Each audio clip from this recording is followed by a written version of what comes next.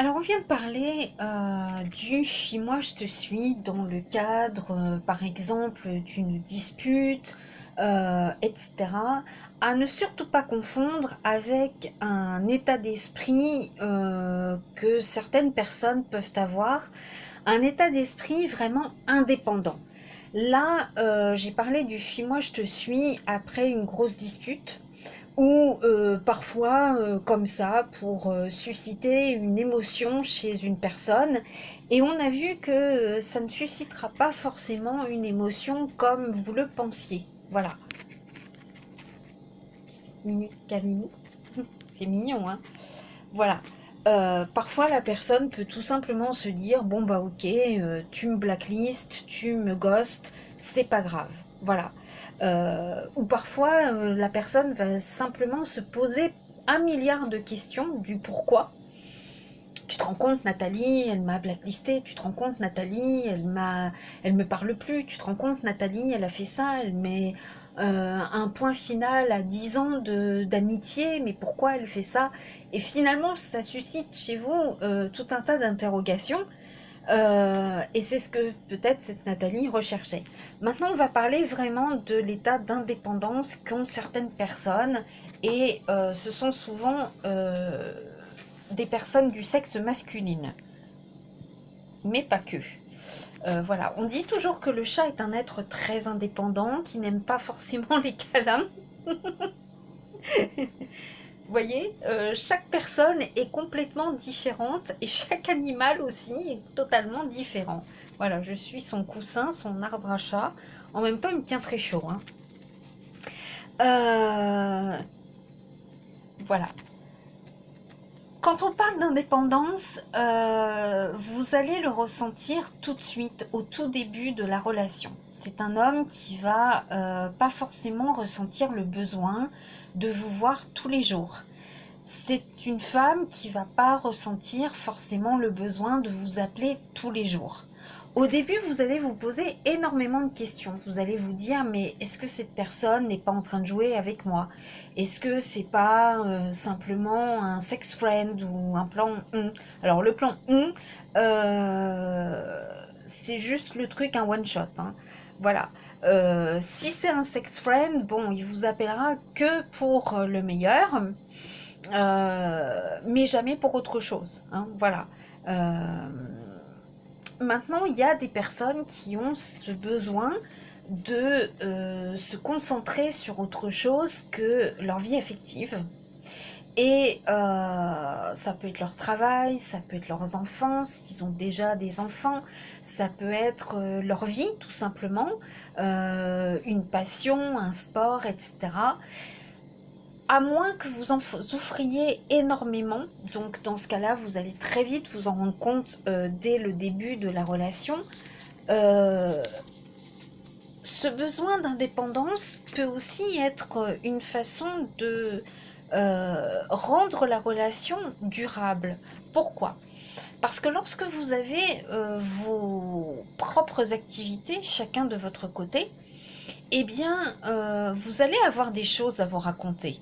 Vous allez avoir plein de choses à raconter. Par exemple, tiens, l'autre jour, quand je faisais mon footing, j'ai rencontré un tel avec sa femme. On a longuement discuté. Ah bah moi, quand j'achetais mes oranges à Monoprix, j'ai rencontré un de tes potes. Voilà. Il m'a demandé si tu pouvais l'appeler entre telle heure et telle heure. Voilà. Par exemple, ce sont des choses qu'on ne pourrait pas se raconter si on était H24 ensemble.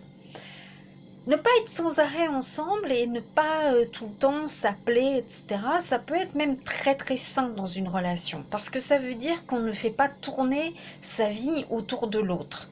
Ça veut dire qu'on se laisse aussi un espace vital qui peut être très très important pour entretenir une relation.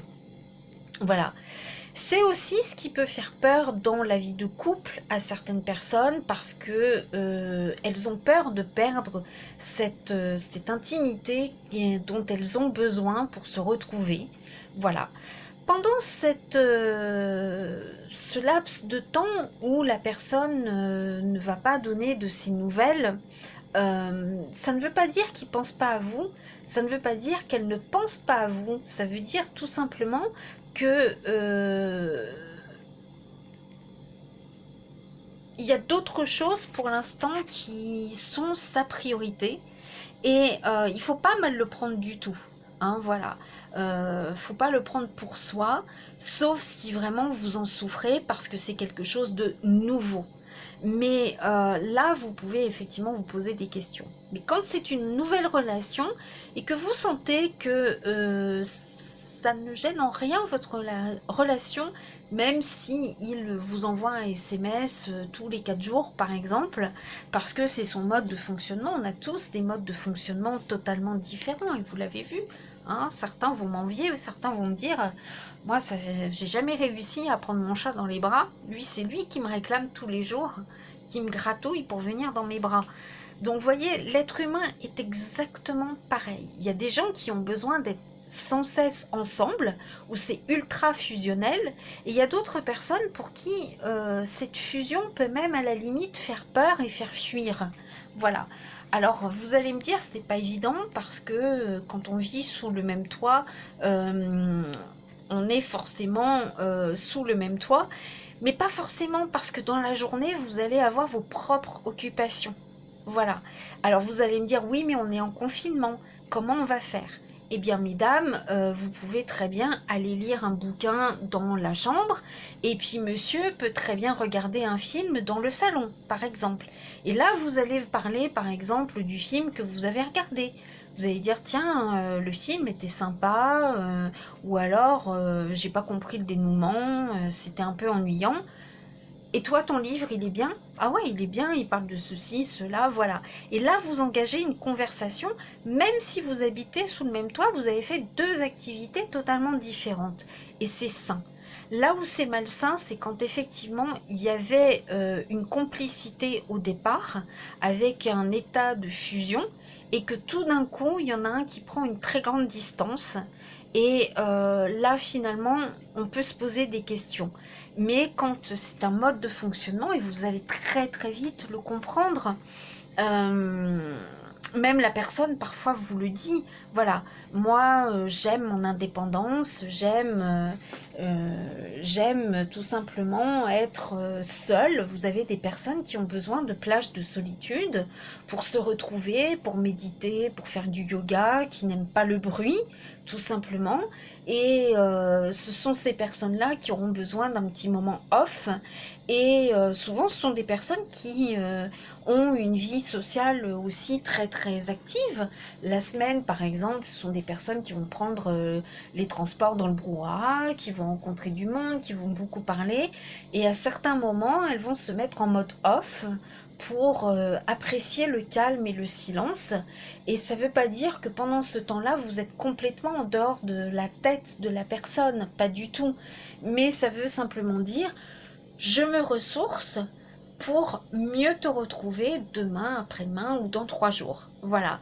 Donc ne confondez pas l'état d'esprit d'une personne indépendante et le ghost total qui intervient au bout de quelques mois, quelques années de relation. Voilà.